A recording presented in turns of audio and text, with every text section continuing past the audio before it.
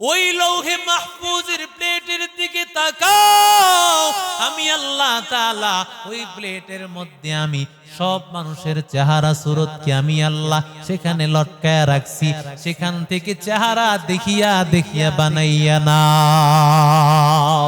ইয়া ইলাহি তু মেরা মাবুদ হ্যায়, ইয়া ইলাহি তু মেরা মাশুক হ্যায়, ইয়া इलाही तू मेरा माशूक है, या इलाही तू मेरा माबूद है, या इलाही तू मेरा गफ्फार है, या इलाही तू मेरा सत्तार है।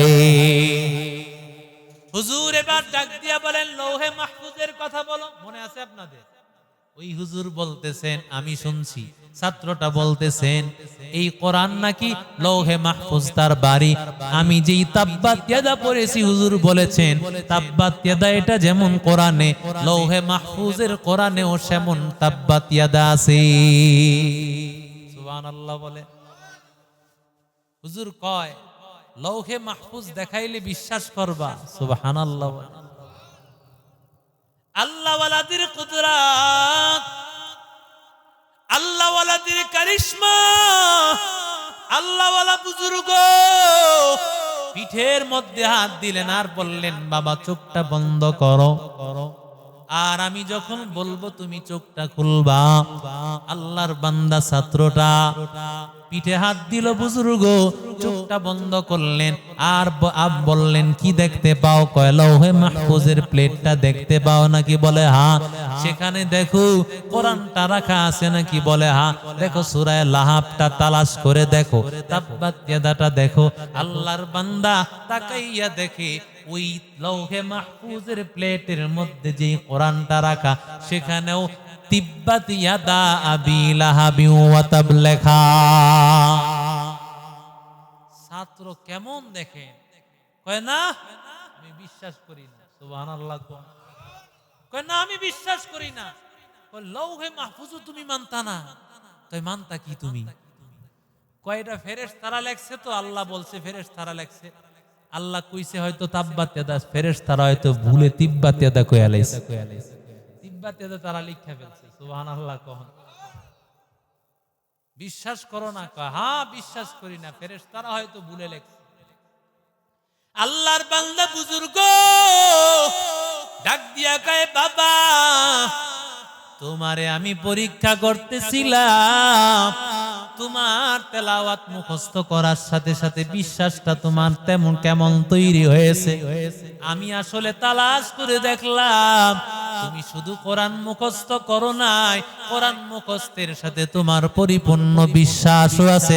আসলে কোরআনের মধ্যেও তাব্বাত ইয়াদা, সব কোরআনেই তাব্বাত ইয়াদা, লৌহে মাহফুজের মধ্যেও সেই তাব্বাত ইয়াদা লেখা।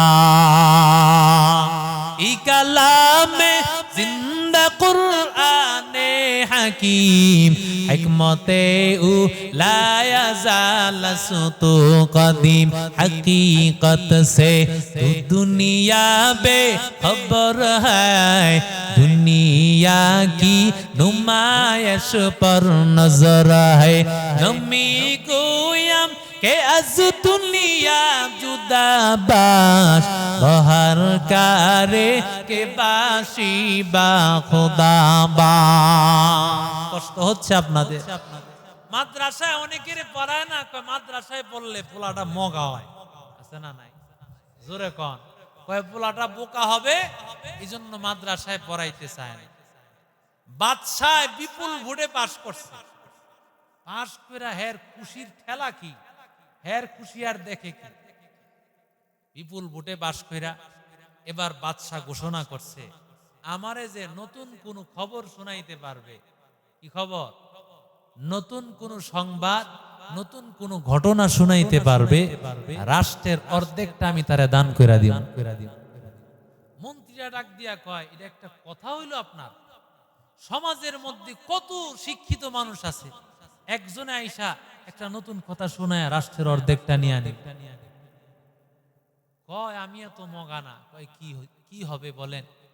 কয় যেই আইসা আমারে কোনো খবর শোনাইবো আমি কম এটা আমি পারি, এটা আমি আগেই শুনছি, নিতে পারবো নি জিন্দিগিতে। জোরে কন। যেই আইসা বলবে আমি এটা নতুন একটা গল্প, তবে এটা আমি আগেই শুনছি, এটা আমি আগেই পারি। সব যত বিসিএস ক্যাডার, মাস্টার্স, অনার্স, সব শিক্ষিত মানুষের ভিড় বাদশারে নতুন গল্প শোনায়া রাষ্ট্রের অর্ধেকটা নিব। এখন সব শিক্ষিত মানুষ এসে ভিড় করছে বাদশার কাছে। আমাদের এই মুহতামিম সাহেব হুজুরের মতো, মোশাররফ সাহেব হুজুরের মতো একজন হুজুর বাদশার দরবারের সামনে দিয়ে হাইটটা যায়, দেখে বহুত মানুষের ভিড়। কয়তো মানুষের ভিড়কে এটা হুজুর গো কাম না, কয় কার কাম? কয় এটা শিক্ষিত মানুষের কাম। বাদশারে নতুন গল্প শোনায়া রাষ্ট্রের অর্ধেকটা নিব। কয় পারছেনি? কয় না পারে না। কয় এটা পারতো না, এটা হুজুরদের জন্য এটা ওয়ান টুর ব্যাপার। সুবহানাল্লাহ বলেন। এখন হুজুরে টুপি টাপি ঠিকঠাক কইরা বাদশার দরবারে রওনা করছে। যারা আগে রওনা করছিল যাইবোগা, বাপ সাপ ধরছিল, এখন এরা আবার নতুন করে আবার বাদশার দরবারে যাওয়া শুরু করছে। কিরে হুজুরের কাছে পুঁজিপাট্টি আছে মনে হয় লাগে রে। এরাও আসছে বাদশার দরবারে গিয়া হুজুর আইসা বসছে, বলতেছে বাদশাহ নতুন গল্প শোনাইলে রাষ্ট্রের অর্ধেকটা দিবেন, কথা সত্য নেই? কহ কেউ শুনাইতে পারছিনি? ক না শুনাইতে পারে নাই, কেউ পারতো না। কয় নতুন গল্প শোনাইলে রাষ্ট্রের অর্ধেকটা দিবেন, দিবেন তো? কহ দিমু। শুনতেছেন আপনারা? এবার হুজুর কইতাছে নতুন গল্পটা হলো এই, আমার বাবা আপনার কাছে 500 কোটি টাকা পাইতো, এই কথাটা আগে শুনছেন? বাদশাহ যদি কয় মাগ গোমা জিন্দিগিতে শুনি নাই, তাহলে নতুন খবর রাষ্ট্রের অর্ধেকটা দেন। আর যদি কয় শুনছি তো, তাহলে 500 কোটি টাকা দেন। ইয়াসিন ওয়াল কুরআনিল হাকীম। আল্লাহ বলেন আমি যারা কোরআন শিখবে, আল্লাহর কালাম শিখবে, কোরআনওয়ালা হবে, আমি আল্লাহ তাকে কোরআনে হাকিম দান করেছি। প্রজ্ঞাপূর্ণ কোরআন, জ্ঞান গর্ব কোরআন। যেই জ্ঞান গর্ব কোরআন একজন হাফেজ আর আলেমের মধ্যে ঢুকবে, ওই বান্দা কোনোদিন বোকা হতে পারে না।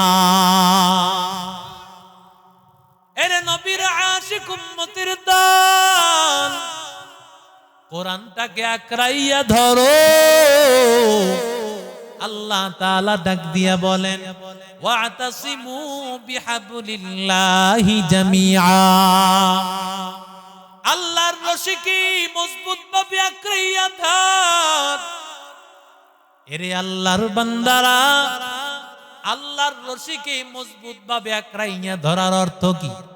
আজকে আমাদের এই ঘাটাইল, এই মাঠের মধ্যে আল্লাহকে একটা রশি দিয়া বলতেছেন, ও টাঙ্গাইল ঘাটাইলের মানুষেরা রশিটা ভালোভাবে আকড়াইয়া ধরেন। না না বান্দা, কি বুঝাইতে চান? আল্লাহ হাবলুল্লাহ দিয়া কি বুঝাইতে চান?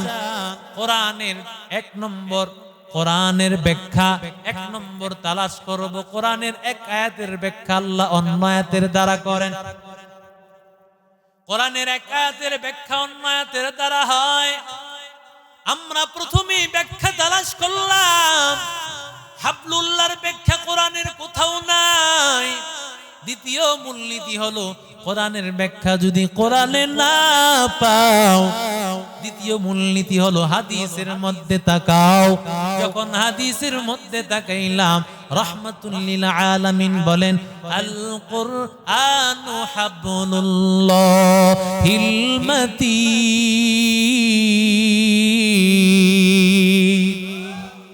নবী বলেন কোরআন হলো আল্লাহর এক মজবুত রশির নাম। ওয়াফি রিওয়ায়াতিন হাবলুম মামদুদুম মিনাস সামাই ইলাল আরদ। অন্য রিওয়ায়াতের মধ্যে আসছে কোরআন হলো আল্লাহর আসমান থেকে জমিন পর্যন্ত প্রলম্বিত একটা রশির নাম হলো আল্লাহর কোরআন। তাহলে হাবলুল্লাহ মানে হলো আল্লাহর কোরআন। আল্লাহ বলেন আল্লাহর রশিকে ধরো। কিভাবে ধরবা? কবে মজবুত ভাবে পেঁচাইয়া ধরো। অনেকে কয় ওরে পেঁচাইয়া ধর, কারণ যেমন তেমন ভাবে ধরলে ছুটে যাওয়ার সম্ভাবনা আছে না নাই? কথা কয় না। যদি পেঁচাইয়া পিছন দিক থেকে ধরেন ছোটার কায়দা নাই। আল্লাহ বলেন কোরআনটাকে ধরবা, কেমন ভাবে ধরবা? একটু ধরছো একটু ছাড়ছো, একটা মানি আর একটা মানি না। নামাজ মানি তো রোজা মানি না, রোজা মানি তো যাকাত মানি না, যাকাত মানি তো হজ মানি না। একটা যদি না মানো বান্দা, তাহলে তোমার ঈমান থাকবে না। আফাতুমিনুনা বিবাদিল কিতাব ওয়া তাকফুরুনা বিবাদ।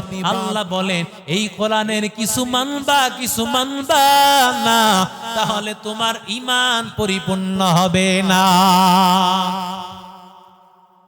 এরে নবীর আশিক উম্মতের দল, আল্লাহ তাআলা কেন বললেন আল্লাহর রশিকে ধর? আল্লাহ তো বলতে পারতেন আল্লাহর কোরআনকে ধরো।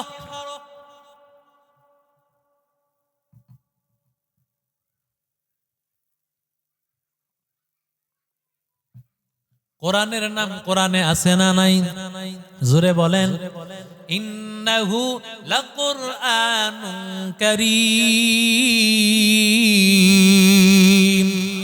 কোরআনের এক নাম হলো কোরআনে কারীম। আল্লাহ বলেন ইয়াসিন ওয়াল কুরআনিল হাকীম। কোরআনের একটা নাম হলো কোরআনে হাকিম। আল্লাহ বলেন ওয়ালাকাদ আতাইনাকা সাবআম মিনাল মাসানি ওয়াল কুরআনাল আযীম। আল্লাহ কোরআনের একটা নাম রেখেছেন কোরআনে আযীম। এরে আল্লাহর বান্দা, ইন্না নাহনু নাযালনা যিকর, কোরআনের একটা নাম হলো জিকির। এরে আল্লাহর বান্দারা, আল্লাহ তাআলা কেন কোরআনে কারীম, কোরআনে আযীম, কোরআনে মাজিদ, বাল হুয়া কুরআনুম মাজিদ। কোরআন শরীফ কিন্তু নাই কোন জায়গায়, আসেনি? জোরে কোন। কোরআন শরীফ এটা হলো উর্দু একটা শব্দ, শরীফ শব্দ মানে উত্তম ভালো। কিন্তু কোরআনের কোথাও কিন্তু শরীফ নাই। কি নাই? কোরআনের সাথে যতগুলো নাম আল্লাহ ব্যবহার করছেন শরীফ আসেনি? জোরে কোন। এজন্য কোরআনে আযীম, কোরআনে হাকিম, কোরআনে মাজিদ এগুলো বলার চেষ্টা করব ইনশাআল্লাহ। আল্লাহ তো বলতে পারতেন আল্লাহর কোরআন ধরো, আল্লাহর কোরআন ধরো, এই কথা না বলিয়া আল্লাহর রশি ধরো এই কথা কেন বলেন? এর পিছনে কয়েকটি ব্যাখ্যা, মাত্র ছোট্ট দুইটা ব্যাখ্যা বলা হবে। এক নম্বর হলো, মানুষ যখন গর্তের মধ্যে পড়ে তখন এই গর্ত থেকে উঠানোর একটা মাধ্যম কি? কথা কয় না। মানুষ যখন গর্তের মধ্যে পড়ে যায়